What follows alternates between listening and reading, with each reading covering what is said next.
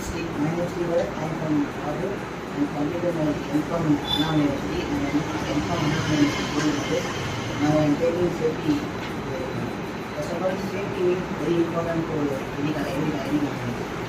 ஏன்னா இப்போ வந்து சேஃப்டியில் நிறைய ஆக்சிடென்ட் நிறைய விஷயம் நடந்துருக்குது. ஃபஸ்ட் வந்து பிபிஇ என்னென்னு பார்க்கலாம். பிபிஇனா பர்சனல் ப்ரொடெக்ஷன் எக்யூப்மெண்ட். அதான் இது வந்து நம்ம ஒரு வேலைக்கும் ஒரு பிபிஇ யூஸ் பண்ணணும். இப்போ வந்து ஹைட் ஒர்க் பர்மிட்டில் பிபிஇ சொல்ல போனாலும் இருக்கும்.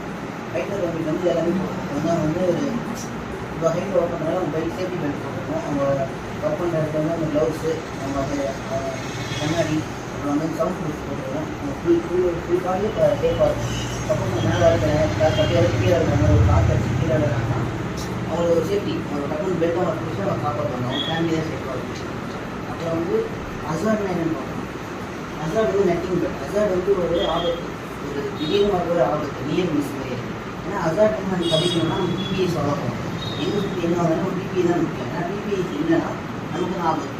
வந்து ஒரு கம்பெனி நீங்கள் வேலை செய்கிறீங்க, உங்களுக்கு இன்ஜுரி ஆகிடுதுன்னா கம்பெனி வந்து உங்களுக்கு ஃபெசிலேட்டர் உங்களை பார்க்க தான் முடியும். ஆனால் அவங்க வந்து கேர் எடுத்து உங்களால் இன்வெஸ்ட் பண்ண மாட்டாங்க. நீங்கள் தான் உங்களை வந்து பார்க்கணும். இப்போ வந்து இப்போ காலகட்டத்தில் சேஃப்டி தான் ஃபஸ்ட்டு.